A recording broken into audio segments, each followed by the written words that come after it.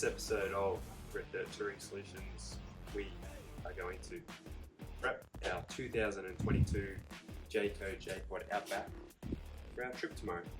So first I'll show you where all the grease points are, as well as how to check wheel bearings, check for any rubs or any worn components or parts, just to make sure you don't have any issues when you're out on the road, because it's a hell of a lot easier to sort them out now than when you're on the side of the road with no tools. Now it's really important to keep these off-road hitches well lubed.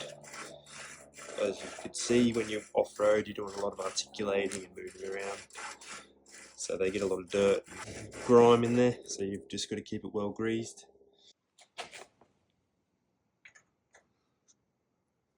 Now on these hitches they have two grease points, one at the front here and one at the back.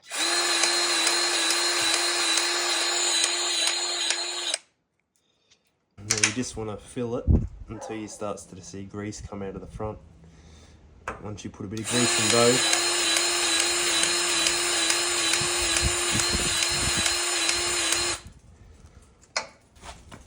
you just want to give it a bit of a twist, get the grease moving in there, give it a good spin, make sure that shaft in there is well lubed up. Now I haven't actually greased this one in a while, so I'll probably give it another quick grease to make sure there's plenty in there.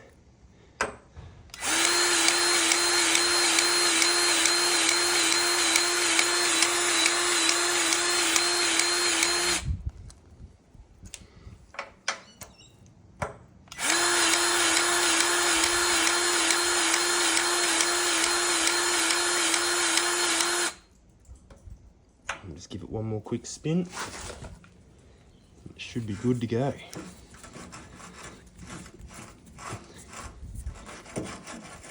These JPod Outbacks, they obviously have the off-road suspension. Now, on these, there's two grease nipples, one on each side, just to keep that shaft lubed. So we'll throw some grease in them as well. So first of all, you want to make sure your grease nipple's clean, because you don't want to be pushing all that dirt into the nipple, which then will end up on the shaft and wear everything out quicker than it needs to. Once you've done that, you just throw your grease gun on and pump a few seconds worth of grease into it. I've obviously got an electric grease gun, so it's a lot quicker and easier, but with a hand pump one, even just a few pumps, or good rule of thumb is as soon as you start to hear it crackle or you can see grease visibly coming out, that's a pretty good sign to stop putting more grease in.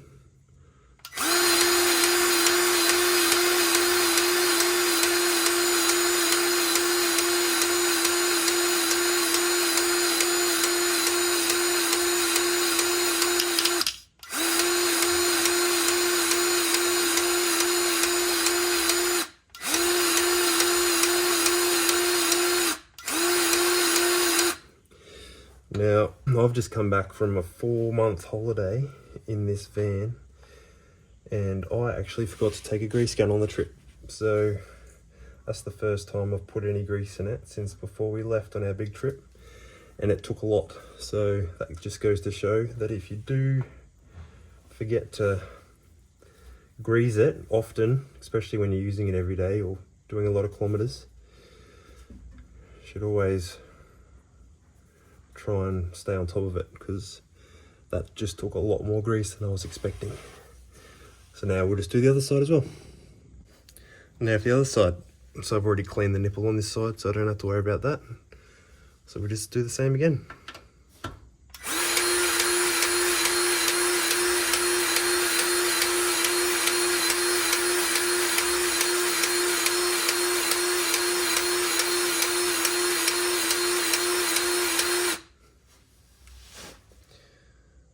Oh, I'm about to wear a heap of grease. That's always fun. Well, that's a good sign to say I've got enough grease in there. So, job done. So while we're under here, it's always a good idea to have a visual look over and have a look if you can see any rubs or anything that's rubbed through, any loose bolts, any worn components on the caravan itself. I generally just have a look, lift everything up, see if it's worn out under there. That looks good. Any other lines or anything anywhere? Check your shockies, see if they're worn. Everything looks pretty good. Always remember to check your spare, because if you don't know, it's not much fun when you get a flat or something on the road and your spare is not usable. So yeah, just always have a quick visual, have a look around. You save yourself a lot of heartache when you're out on the road. While I've been checking over on my wiring, I've found, well, I already knew that there was a lot of corrosion inside my plug. This happened because I went through a deep puddle when I was in Coffin Bay, South Australia, pulling the caravan to a beach camping spot, which was amazing, by the way. But yeah, make sure you're always checking your plugs, making sure everything's always tight. This one has a fair bit of green death in it.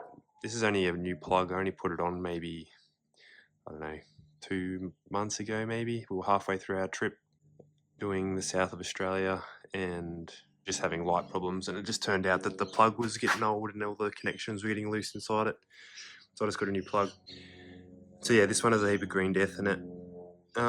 It's looking alright for the moment. Everything's still tight. It's obviously just something, when I hook the van up tomorrow, I'll have to check my lights and make sure everything's good. I've tried spraying it with contact cleaner and trying to get as much of the green death off as I can. I did get a lot of it off, but if anyone has any tips or tricks to get green death off, I've heard vinegar and bicarb works. I just don't have any of it at home at the moment, so maybe I'll give that a try next time. But yeah, always keep an eye on your plug. Last big trip, we actually got taken down a very long dirt road that had lots of rocks and lots of other bits and pieces, and because of that, everything got smashed with rocks and has now chipped the absolute living grief out of our toolbox, and it actually shattered both of the reflectors on each, like one on each side. So that's one thing to think about before you take your van or off-road, is that if you go on along roads and you don't have appropriate mud flaps, everything just gets absolutely smashed. And it's like, it is what it is, but the stuff you really got to be careful of is underneath, like all your cables, all your electrical cables. You need to make sure you go over them. That's what happened for us when we went on the dirt road. That is nothing, it just gets taped up. It's not actually, I've been told it's for trickle charging your battery maybe. I'm not 100% sure on that, but I just need to tape that back up again and make sure they don't touch. But yeah, so I'm just gonna replace these. I didn't actually manage to get the exact same ones, but I just went to Repco and got some sticky ones. So I'll rip them off, give it a good clean, make sure these ones, once they do get stuck on there, that they're not going to fall off, or at least not fall off for a little while.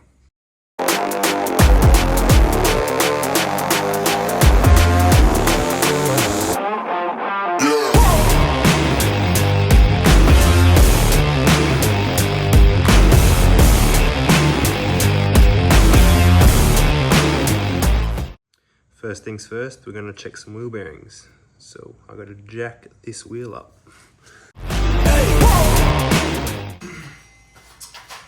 Always make sure that it's properly chocked and the handbrake is off. I have forgotten to do both, so I'll do that now.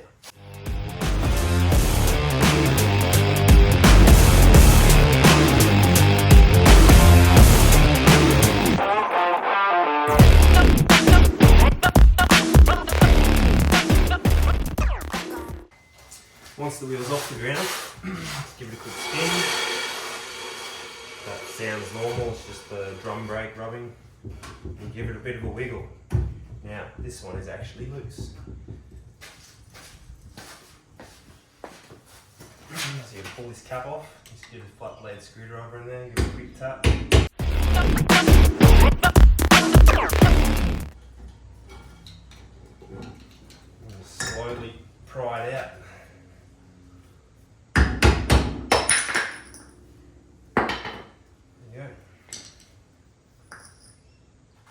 as you can see there, it's just a nut. It's just a castle nut. And once I clean all the grease off, you'll be able to see it's just a split pin. Not holding it, but making sure it doesn't come off. So all I need to do is pull that split pin out and nip that. Oh yeah, we've got to put the wheel back on too first. But we'll take that split pin out and we'll see. Should just be able to nip this nut up a slight little bit until there's just no play, and then we do it all back up again.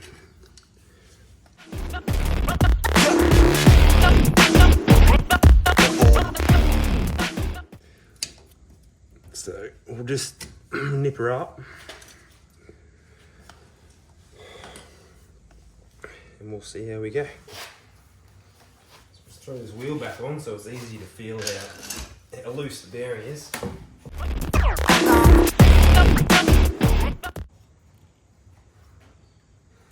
Now you should be able to feel the play in the bearing.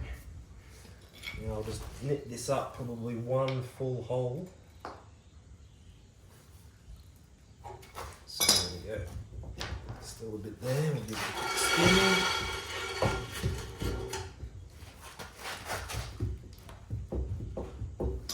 Should I do those nuts up more?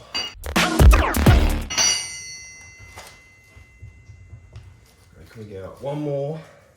We should be good. Might be too much actually. Yeah, too much. We'll back it back off one.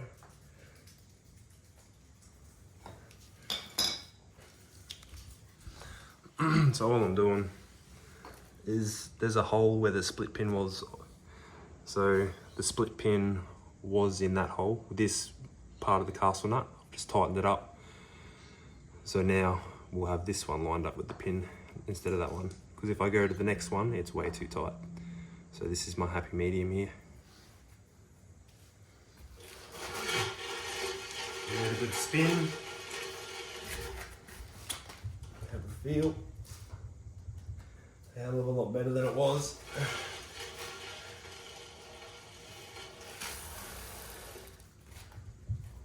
That's good. We'll whack this split pin back in again. Should just slot straight back in there. Give a little taparoo with my micrometer.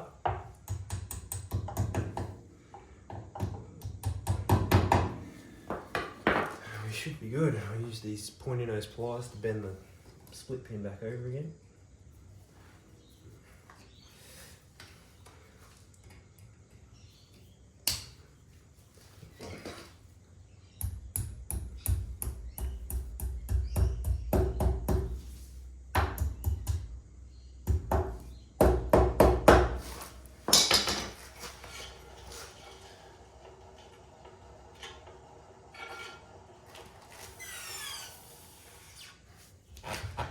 Definitely throwing a new set of wheel bearings in it in the next, definitely within the next 12 months.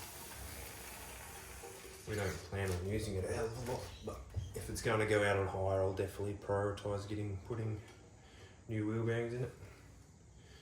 So yeah, we'll whack the wheel back off, put this cap back on. We should be good to go. We'll go over to the other side.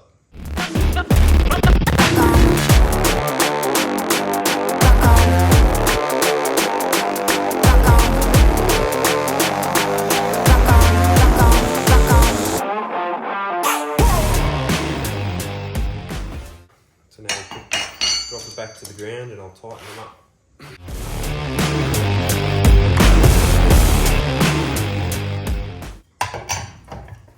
Now we always do it opposite. Always do the opposite nut up because it'll pull the wheel onto the hub evenly.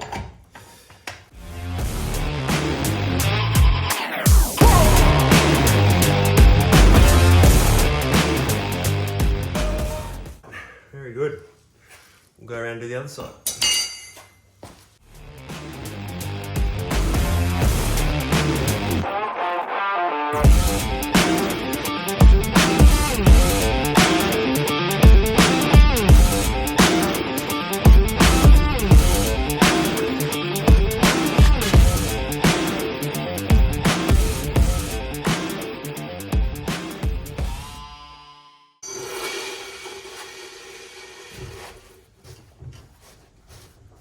actually not that bad. I'll still pull it off and see. Sorry about my knee. I'll still pull it off and see if I can tighten it up one hole, but dare say it's probably as tight as I'm going to get it. That's alright, better to be safe than sorry.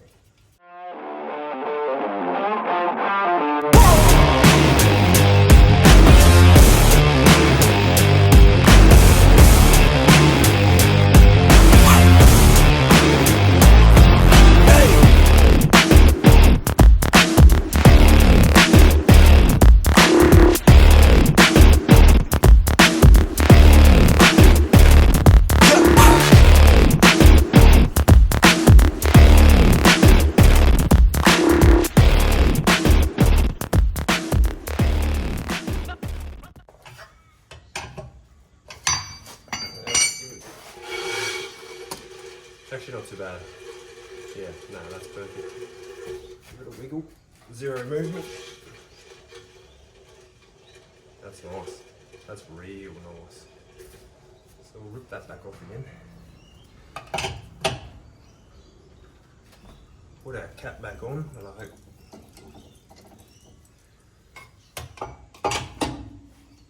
and we'll be good to go.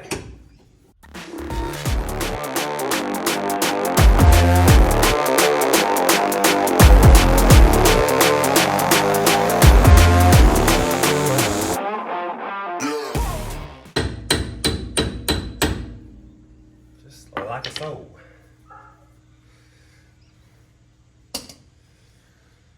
Throw the wheel on, drop the jack, tighten her up, and we're all done. Thanks for watching the video. Hope you've enjoyed it. There'll be plenty more to come. Please help me out, I guess, and like and subscribe. And we'll see you next time.